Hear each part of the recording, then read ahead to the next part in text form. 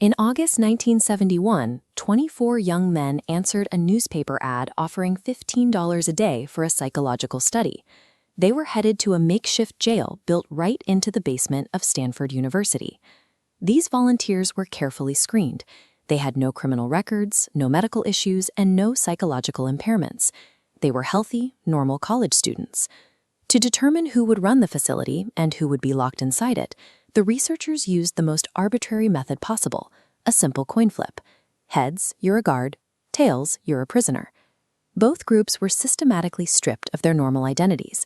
Prisoners wore uncomfortable smocks, stocking caps, and heavy chains around their ankles.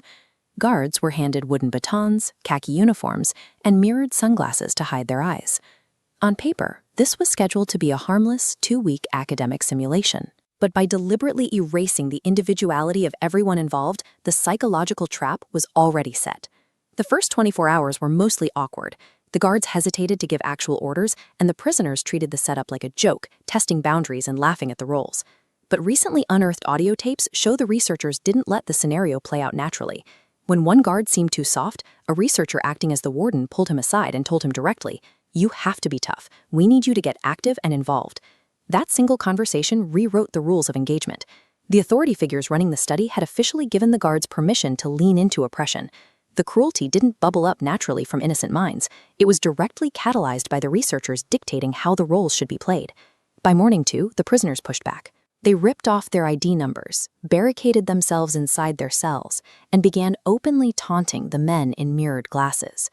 The guards retaliated with overwhelming force. They grabbed fire extinguishers and blasted the rebellious inmates with freezing, blinding carbon dioxide. They then broke into the cells, stripped the prisoners completely naked, took away their beds, and dragged the ringleaders into a tiny, pitch-black utility closet used as solitary confinement. Crushing that minor revolt erased the guards' earlier hesitation. They realized they had total physical control over these men, and no one was going to step in to stop them. The moment the prisoners resisted, the guards weaponized their authority. They crossed the line from college kids playing dress-up to absolute rulers enforcing compliance.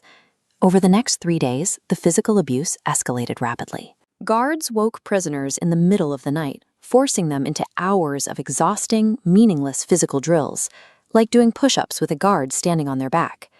Basic hygiene became a weapon. Prisoners were forced to clean out toilet bowls with their bare hands, and eventually the guards refused to let them empty the buckets they used as toilets inside their cells. One guard in particular, who the prisoners nicknamed John Wayne, took the lead. When he thought the researchers weren't looking, he escalated the punishments into simulated sexual acts and public humiliation. The men inside the cells began to break. Several suffered intense emotional collapses, screaming and crying until they had to be released early. The rest simply retreated into zombie-like, absolute submission. In just 120 hours, this engineered environment successfully fractured the identities of healthy young men, proving the overwhelming and highly destructive power of the entire situation. But perhaps the most disturbing part of the basement wasn't what the guards were doing. It was what the researchers were doing, sitting back, taking notes, and watching the mental breakdowns unfold without intervening. Lead psychologist Philip Zimbardo entirely lost his objectivity. He stopped acting like a scientist running a study and started thinking like a prison superintendent. He even started walking differently, pacing the mock yard with his hands clasped firmly behind his back, fully absorbed in his own fake authority. The toxic environment consumed everyone in the basement, rendering the researchers as blind to their own immorality as the guards were to their cruelty.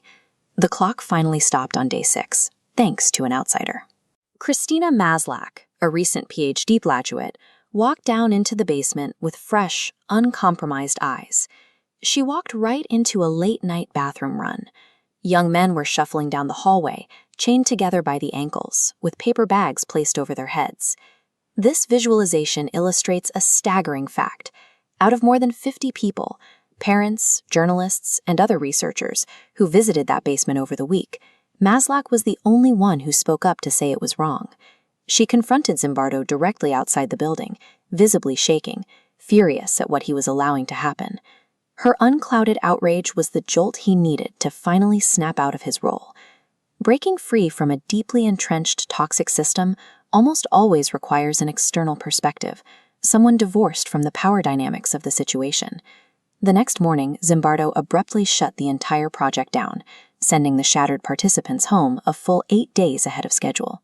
Stanford proves that everyday people embrace cruelty when they are handed unchecked authority, placed in a broken system, and told their behavior serves a noble cause. It took exactly 6 days to break a human soul. If a simple coin flip put you in that Stanford basement in 1971, which role would you ultimately become?